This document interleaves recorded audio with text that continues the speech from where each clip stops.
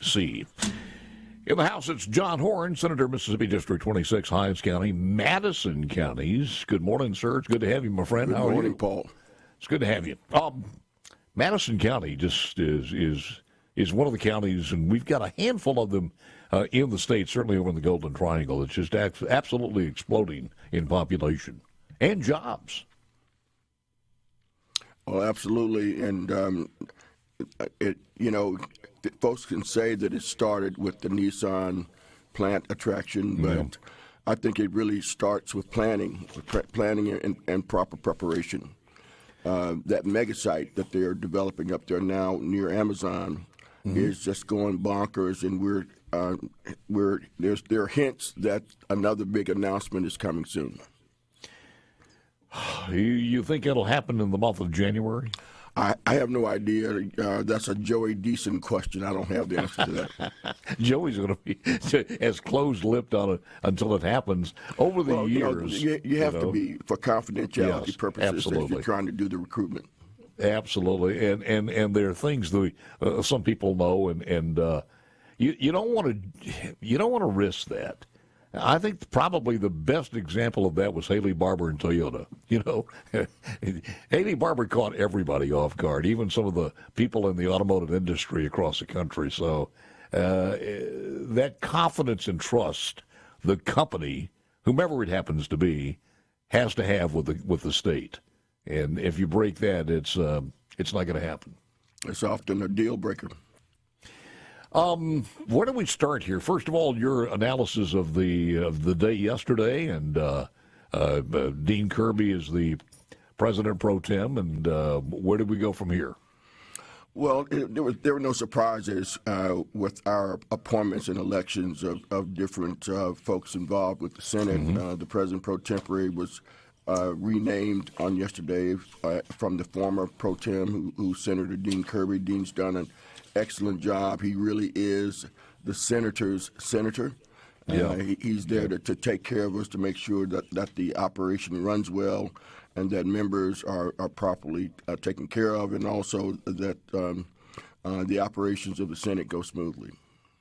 I love his definition of himself as a or someone of him as a workhorse, not a show horse. And I thought that was rather fitting.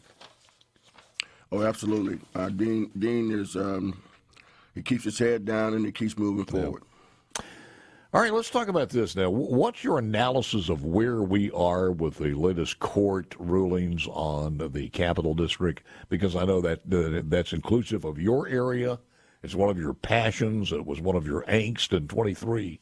And can you just give us an analysis and update where you are and where you think we're going with this? Well, the courts have ruled that those four judges there's no need for them, but we already have four temporary judges, 4 or 5, that the Supreme Court Chief Justice does have the power to appoint for backlog purposes or other issues. In this case, it's about our backlog.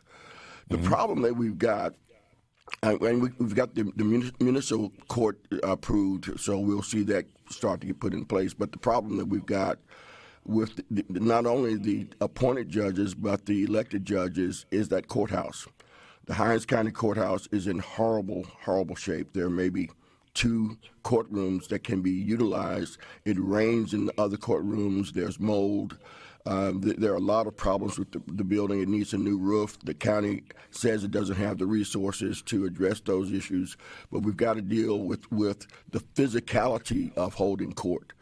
The other thing is that it was not contemplated when we put those judges in place that you also need support staff. You need court administrators. You need court reporters, and so there was no preparation or accounting for that. And so an elected judge has to share, and it's up to them whether they want to share their support staff with these appointed judges.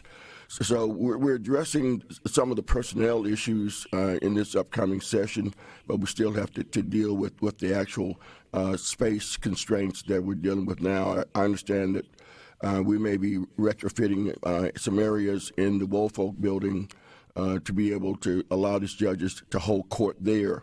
But the process is slow and it's not moving very efficiently because of that support staff issue and the space issue. But John, let me ask you this, though, because I think the normal person is going to hear this and say, well, wait a minute. The process would have probably been well ahead of schedule, or at least down to where we can be taking care of some of those things, had it not been for the distractions of the lawsuits and the complaints of some people that this was just illegal.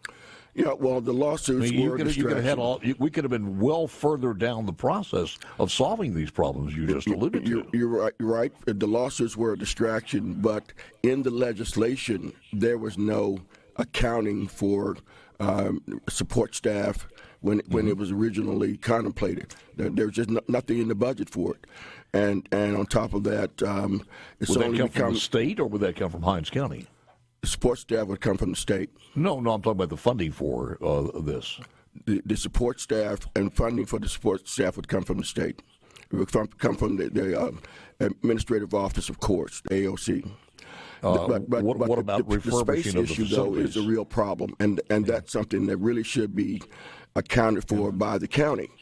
But as I said, I'm trying to figure this out, and the minutia is a little bit more than I can understand real quickly here. But are you saying you're okay with where we are now? You're not as much against the appointive in the way that the last court order read? Well, the 1020, for the most part, the judges in that order, that's gone. It was rejected.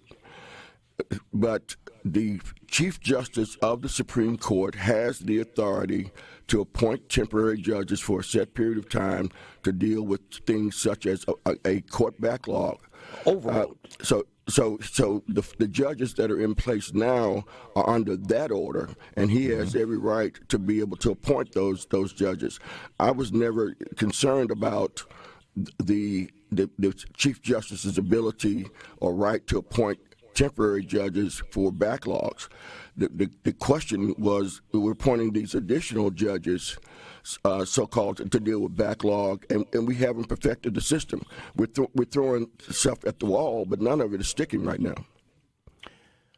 What's the change as far as the temporary status, though? Was it always going to be temporary as far as the overload's concerned? Yes, I believe that they're appointed. I think it's until such time as he deems that the backlog has been sufficiently taken care of, and so he has that authority. Okay. That's a constitutional right that he has. Are you seeming a little bit placated on this one, and like the lane going forward, you're a little bit better off with? Is that the views of other people in the, let's say, the Democrat caucus or the NAACP? Well, I can't speak for anybody else. It is what it is. Just a general view. What I'm trying to say is, now that that's in place, let's put it in place in a manner by which it will work. It's not working right now. And for it to work, it needs what top three things?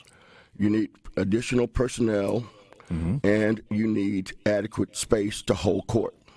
Those two things. Well, I got to believe somewhere in have you ever talked to Trey Lamar about this, as far as in the House? Trey and I have talked from time to time in the fall. Been brought up? Because I can't we haven't talked in depth about it. That the judicial part of this, or the okay as far as the legality would be approved, and then you don't have any machinery to get it done.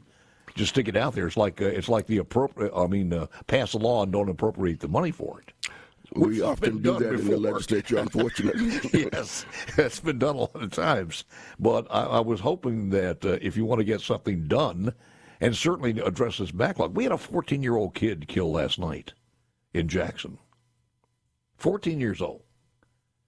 And the amount of recidivism, the amount of kids getting back on the streets, not going through the court system, and I say kids, young killers in some cases, and something has to be done. Yeah, and you asked me for three things, and I only gave you two. The third thing, I want you to hold the other two when we come back. Hold the other two when we come back, and we'll continue the conversation with my friend Senator John Horhn, District 26, Hinds County, Madison County. State Senator John Horhn, and you were counting down the other two things, so I'll let you continue on that. Well, you asked for three things. I gave you two as to how we can move this court situation along. The first is space to hold court. The second is personnel. The third is the jail backlog. We have individuals in jail in Hinds County who've been there for 1,000 days waiting trial. There was one that was there for over 2,000 days. But I don't want to paint the picture that the backlog only exists in Hinds County. I and another colleague met at length with Chief Justice Randolph the other day, and he's well aware of the problems that exist in trying to make this special court work. But he talked more largely about the backlog issue that we have in the entire state of Mississippi. We've got over 100,000 cases that are awaiting trial in Mississippi. 4,500 are in Hinds County. That's 4.5%. So it's not just a Hinds County issue. The backlog issue is real and it's statewide. But we have why is that? Just more people committing crimes, or we have less people? I really don't know, Paul. I think that some of it is making decisions as to whether to plead a case out or take it to trial. Yeah. There are just slow machinations amongst lawyers in our court system. Not being a lawyer, I don't understand why it should take so long. Well, this is some inside stuff here, and I have no idea what I'm talking about.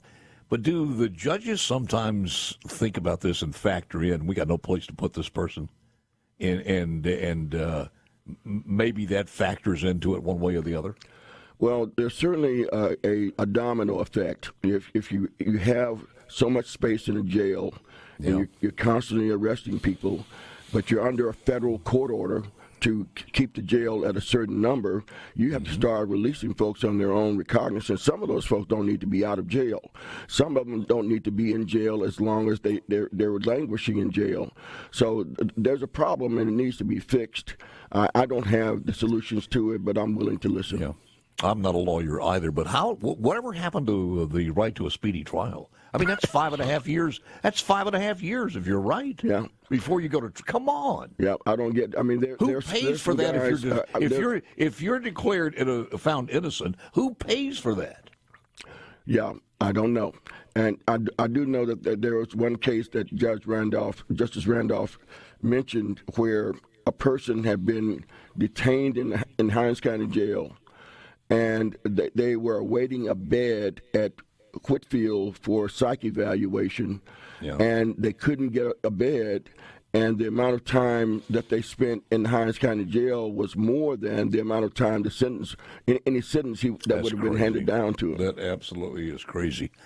But it's not just a Hinds County problem. I want to make that clear. It's not just a Hinds County problem. We've got a statewide backlog problem.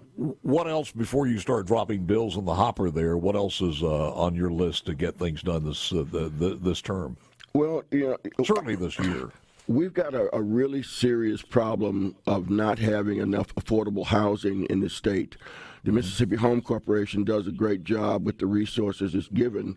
I think that it needs some additional resources.